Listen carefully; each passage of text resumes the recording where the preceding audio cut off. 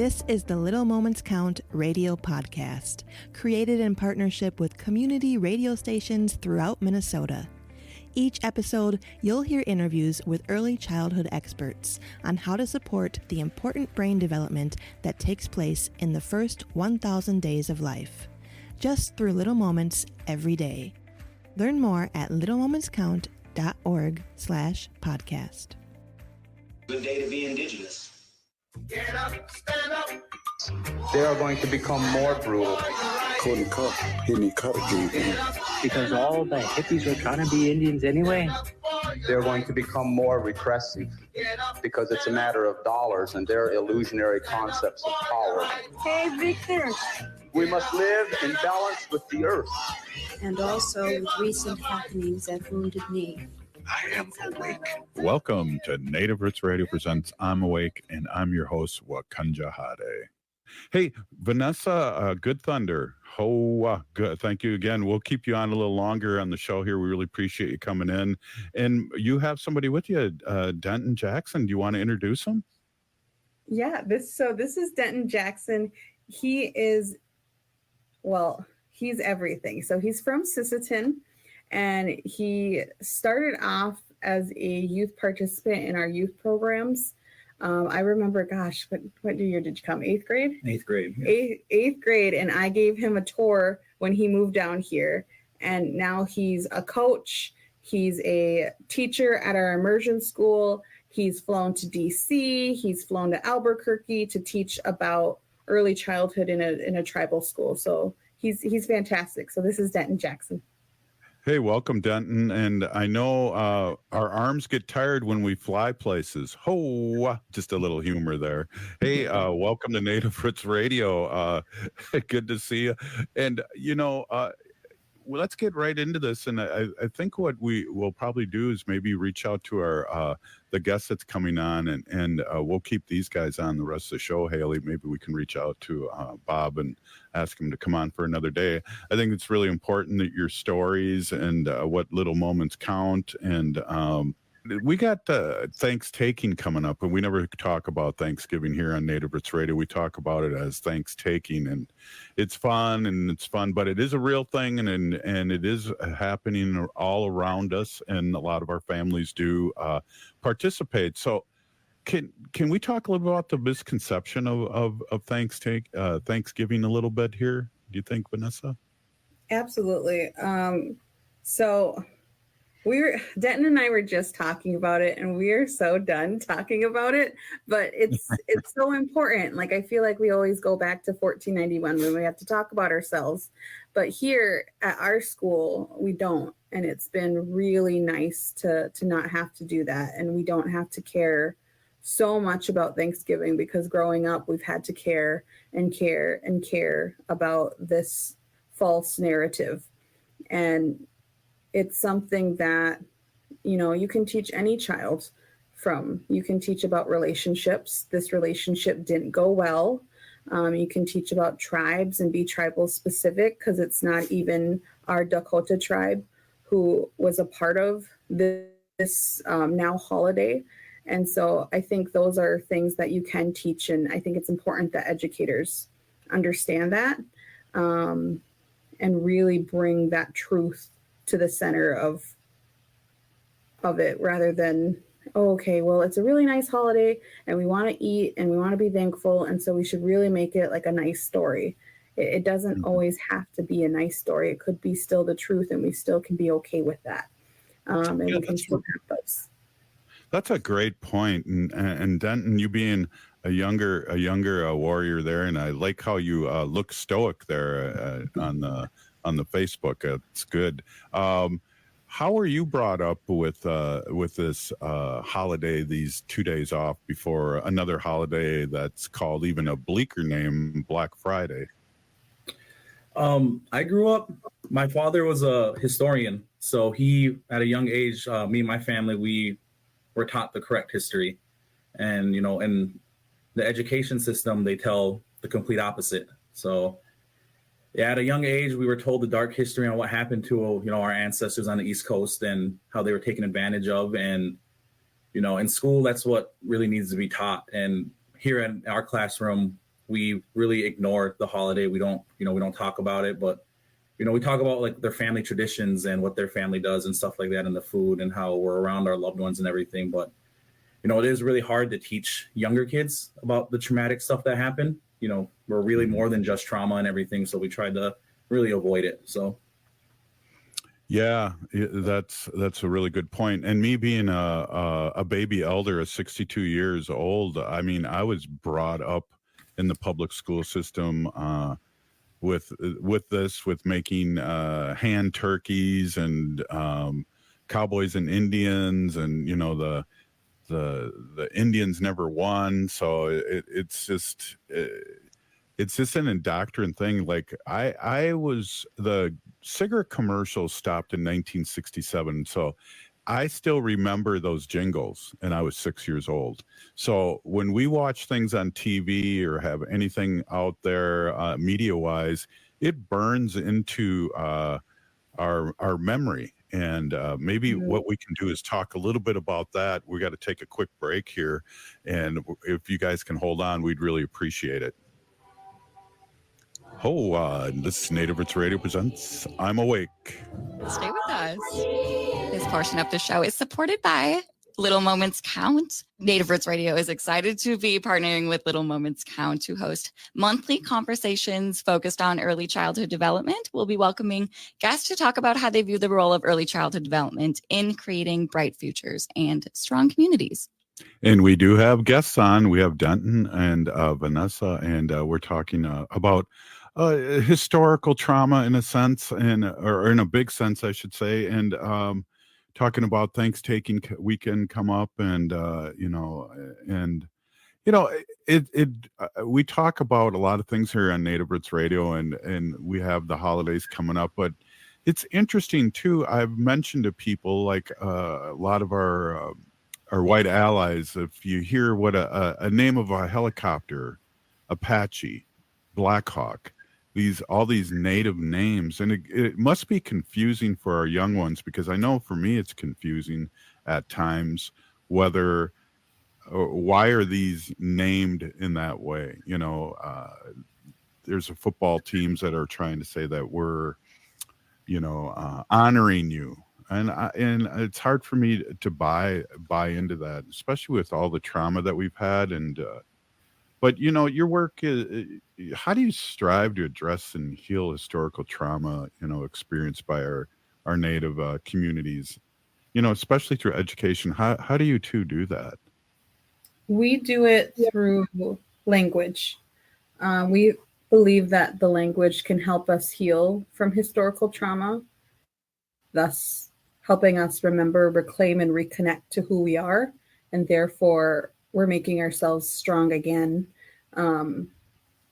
to increase our sovereignty and strengthen ourselves again, because we have always been strong. We've always had the solutions. We've always had things that now research is catching up. I went to college and they're like, sage has really good disinfectant properties. And I said, we've always known that. We've always smudged. We've always known that. And so now a research study shows that it has more disinfecting properties than a Lysol can. We already knew those things, but our systems were stopped. And we believe that our language has our values and our sense of belonging and who we are within it, that once we continue to speak and learn who we are again, then that's us doing that healing and going back to those systems again. Yeah, that's a really good point. Denton, what do you think? Outside of work here at my school, I'm a lacrosse mentor to kids, and I do that through, this game of lacrosse. It was never given back to the Dakota people when we lost it. So I use the game of lacrosse to reconnect and revitalize with my youth here in the community through that way of trying to heal historical trauma, because we don't get the recognition for helping grow that game of lacrosse in the Dakota community here. Yeah, absolutely. One of the things too, do you remember when COVID hit and we didn't have a vaccine at the time, but I remember from teachings and talking to people to get my medicine flat cedar out and make some tea, get some, and those are the things you were just talking about, Vanessa. Yep. Mullein helps with the lungs, elderberry, all the good stuff. Lots of that came back out. Yeah. Exactly. But it's things that, we try to bring to our young ones, and whether it's the creator's game or sage, and tell people where that came from. And it's good that you tell them that, because there's so much, and it seems like it's getting worse, or I don't know if my eyes are open, but the appropriation of Native culture, they want our stuff, but they don't want our trauma. Yeah. Appreciation versus appropriation. Very important. Yeah, definitely. And so how do you balance traditional aspects of Dakota culture with contemporary needs for your children in your program? Well, we just practice who we are as Dakota people, and that meets the needs of the children. And that's what we believe in. And that goes on to what you said earlier about the language. Yep. So our language, we're bringing back, like Denton said, he brought lacrosse back here, and our kids can play the creator's game here. So we're bringing back all of those different systems. How did we see children? What is our educational philosophy as Dakota people? We're bringing that back, and slowly, we're just bringing all of these different types of systems back. So I read an article by Dr. Pila in Hawaii, and, he said there's villages smaller than us in Europe that are able to keep their dialect. And how are they doing it? The strongest way is through the school systems. And so that's what we're doing, is trying to help our citizens continue to keep our language through our school, and doing it in our way, the way we've always done education. What is the name of your guys' school, and where exactly are you located in Minnesota? So our school name is ayapi Owayawa Ot, and we are located in southwest Minnesota. Cool. That's like Winnebago area down there, Blue Earth, where my people are from, and were removed after the Dakota uprising, and good fight there. But just like Dakota's, Ho-Chunks are illegally here in Minnesota, and we have to always talk about that here.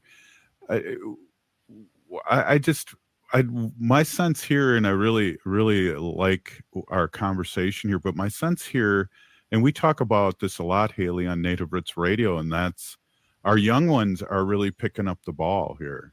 I think we've lost a couple generations, my generation and the generation before, with boarding school and all these kinds of traumas. But you young people are really carrying the ball. And I really got chills when you talked about that report on how these small communities in Europe are still keeping their language. We need to amplify that to people that make these laws or start our own schools and do it in a good way.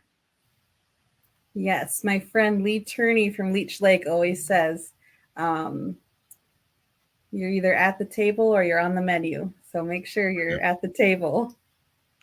Exactly. And my friend from up north in Red Lake, she always said, if there's not a chair for you, get a folding chair up and get it up in there. So join the table, or you're going to be the feast. And absolutely. So that's we got a few more minutes here. What would you guys like to talk about? I think it's so important, with Little Moments Count, and with the holidays coming up, and you guys talking about the real history and who we are on this planet and on Turtle Island. What are your feelings now in the future here? It seems like the future's looking bright. Yeah, the future is up to our kids, and our job is to give them the tools and resources to do whatever they'd like to do. I'm excited. I think I'm raising my future boss. I cannot wait. They speak the language so quickly. They know who they are. They're more prideful than I was at that age. They're not afraid of who they are. And that's exactly what we do is we look 7 generations past and 7 generations back, and we can see the movement, and I can see it with them. And, by the age of 3 to 5, developmentally, a kid understands and can differentiate someone who's homeless versus not homeless. So the kids see everything. They understand what's going on, and we are a school that's on a tribe. And so, like Mr. Denton and I were just talking about, we had a kid who didn't like her skin, and she has dark skin. Well, her teachers both have dark skin. Her whole family's dark skinned. We were really nervous because that's the power of the media that taught her that she shouldn't get darker. And those are some things that really make us sad. And those are things that we're trying to help make them prideful of who they are, and everybody's different, and that's okay. And that's wonderful. So I'll let you talk, Denton. Yeah, we had a child who was upset about her dark skin and she didn't want to go outside. And, we talked to her, we told her why her skin's dark and who her people were. And, she needs to be proud of that and her ancestry and everything. And, stuff like that. We teach about long hair and what that means in our culture and to be connected and everything. That's the importance of what we do here. And, trying to bring our kids up in that way, make them feel powerful and proud, because like Vanessa said that, they are more proud of who they are at their age than we were. I can agree with that. Mm-hmm.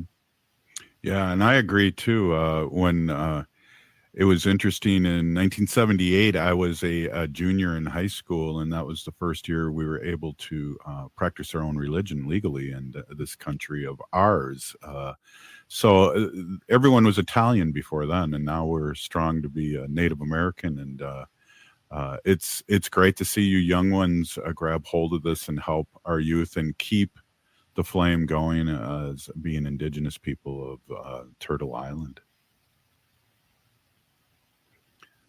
So I want to say a big Pinigigi thank you so much for coming on. Pidamaya for having us. Yeah, well, let's do it again, and then we can get you on the beginning of the show and rock and roll. We were sweating here, but we got you on, and really appreciate you too, and appreciate the work you're doing. And it's inspiring, and I hope our audience that's listening all over Turtle Island is as inspired as I am after listening to this. So thank you so much, Pinigigi. Hey, this is Native Roots Radio. If you're listening to the show, you're part of the resistance. From Chief Plenty Coops, the ground on which we stand on is sacred ground. It is the blood of our ancestors. We need to resist, divest, join a group, run for office, vote, do solar. We're still here. We are the 7th generation. And free Leonard Peltier now.